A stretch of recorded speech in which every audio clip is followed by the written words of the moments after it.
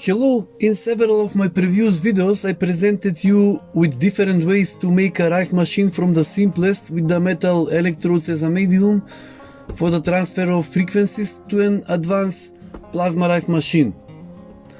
This time I will stick on the more advanced version, which, like the original device, use plasma as a medium that radiates into environment. With the previous devices, I mostly used a configuration that consists of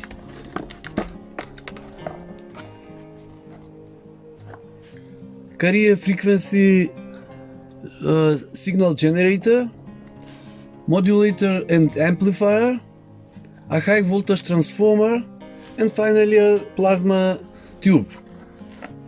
A quality high voltage transformer retains its characteristic up to a few hundred kilohertz, and above this frequency the signal weakness.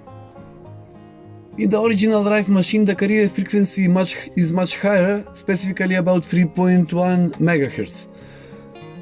What you see in the spectrogram from the previous videos is that 3.1 MHz carrier signal, but significantly weakened due to the characteristics of this high voltage transformer. That is why very weak parasitic signals are visible around it and in the entire spectrum. I spent more time thinking about how to slow this deficiency, and I came up with the idea of using a Tesla coil to generate a clean carrier signal.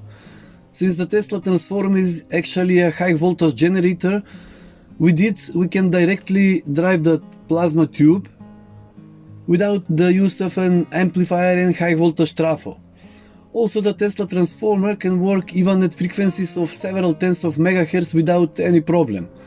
In fact, the original Rife machine works in roughly the same way. Instead of a vacuum tube like the original, I use modern solid-state components, MOSFETs.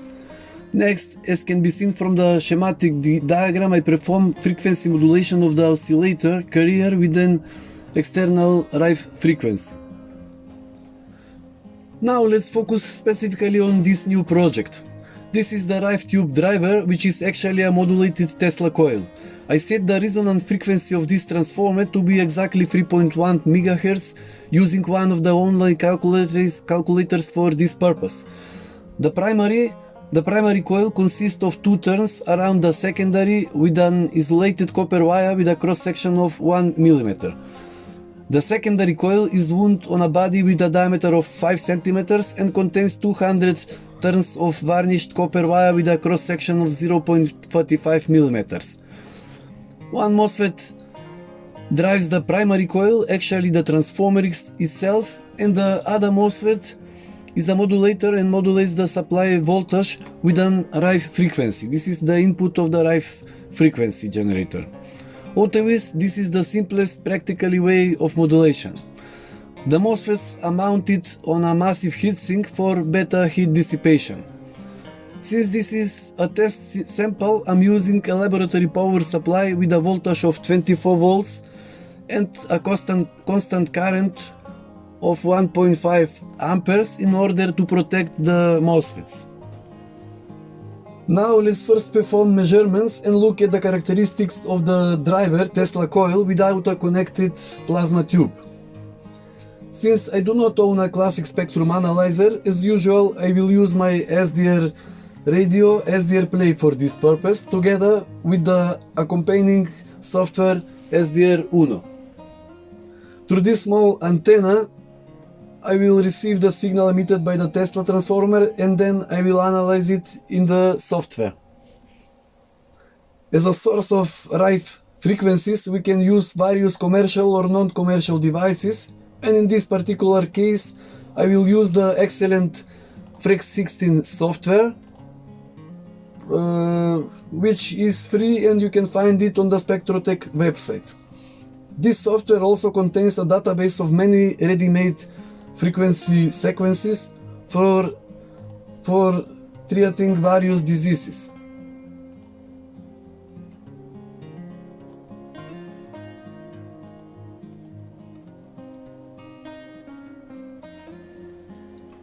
First I start the Tesla coil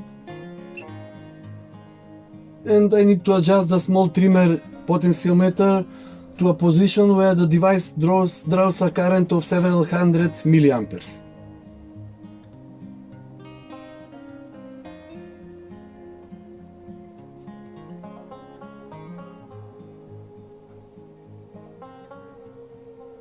This adjustment is made only when first turned on. Regarding the making of the secondary coil, according to the calculations that I performed on online calculators, the frequency it radiates should be around 3.1 MHz. If we look at the spectrum analyzer, we see that the frequency is very close to 3.1 MHz. Actually, exactly 3.1 MHz. Much more important is fact that the signal, as we see, is crystal clear, covers a small range, and there are no parasitic oscillation around it at all, which was not the case with previous versions made with high voltage transformer. Also, now the range of radiation, actually power, is much larger. So this is the carrier signal exactly at 3.1 MHz.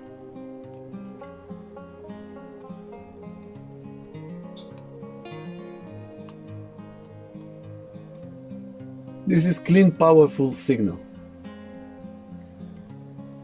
I can notice that if I bring an object closer to the Tesla transformer, the oscillation frequency will change. In fact, it will decrease. Let's see.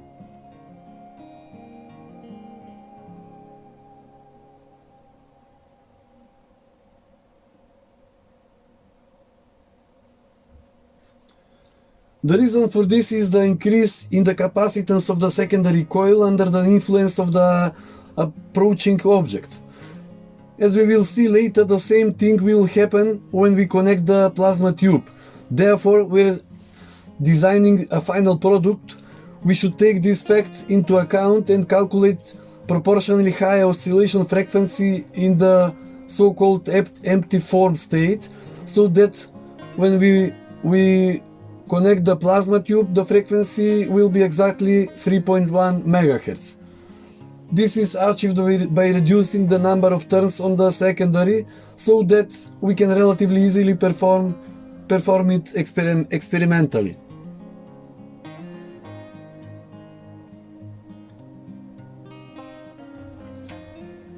Next, I will bring different frequencies and shapes from the Frex program to the modulation input of the Tesla coil, and I will observe the modulated output signal for different frequencies. I will use usual rectangular signal, square wave. First, let's try with 2720 Hz.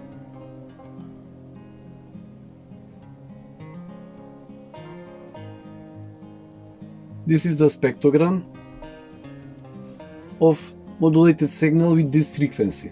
Now 880 Hz, the spectrogram is slightly different. Or for example, now we'll go with 444 Hz at input, rectangular signal, and again the spectrogram is different. I can also use other waveforms, for example most used sawtooth signal. We see now the spectrum is totally different. 1.5 kHz. This is that spectrogram. And this is actually the most interesting part. As we see, the modulated signal, final signal that is radiated into the environment is incredibly homogeneous and clean. Even I can also clearly see its harmonics, which are located exactly where predicted according to the calculations. We will go on 6 MHz. As we see, this is first harmonic. exactly at 6 megahertz. Between these frequencies there are no signal at all. We will try other frequency. The spectrogram now is different.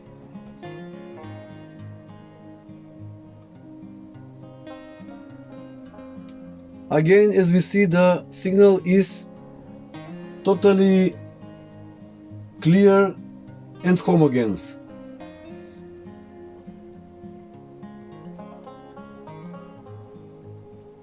Rectangular signal and other frequency.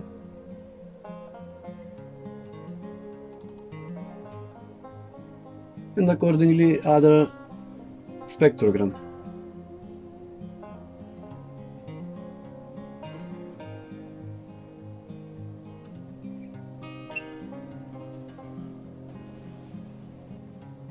Now let's try the same thing but with a plasma tube connected.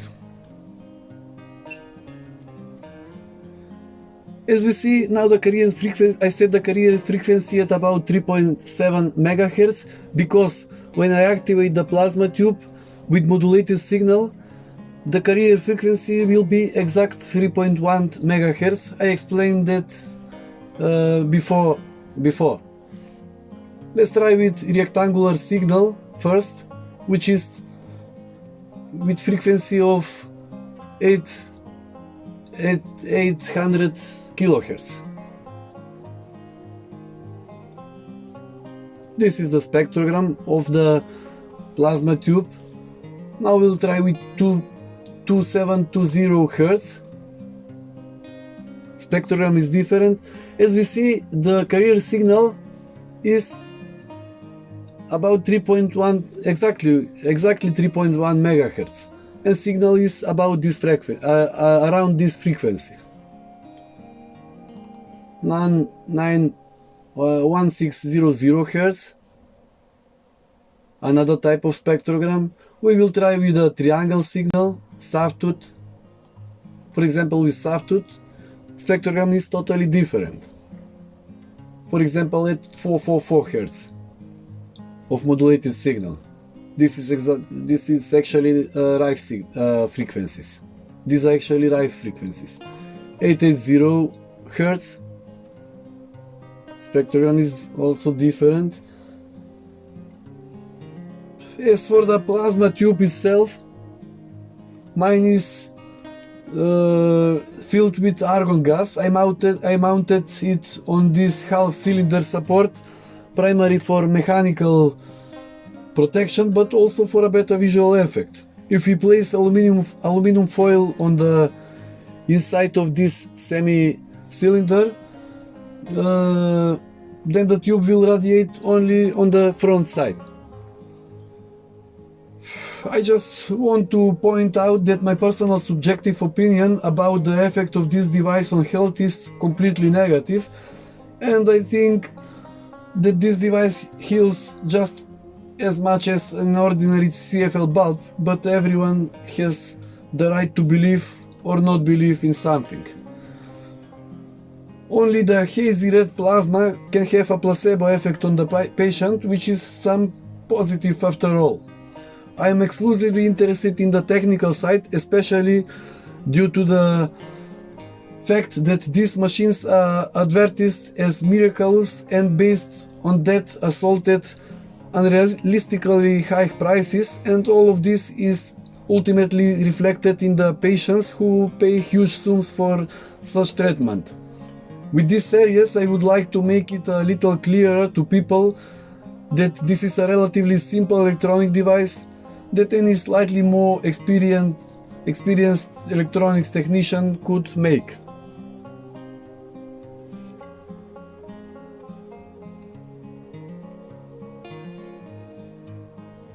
If I like the plasma to radiate more power, I will increase the current on this trimmer potentiometer.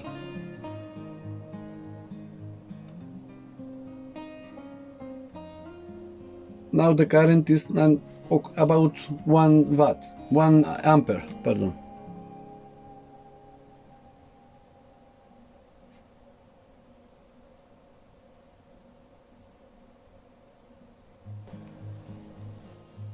And finally, a short conclusion. First of all, I want to tell you that this is the most advanced version so far and is based on the original Rife project but with modern semiconductors. As for the components used and the circuit diagram, this is the simplest version. However, for the making of a stable Tesla coil, at least some basic experience in this area is required, as well as the use of laboratory power supplies with a constant voltage and constant current option, which will save a lot of MOSFETs during the making.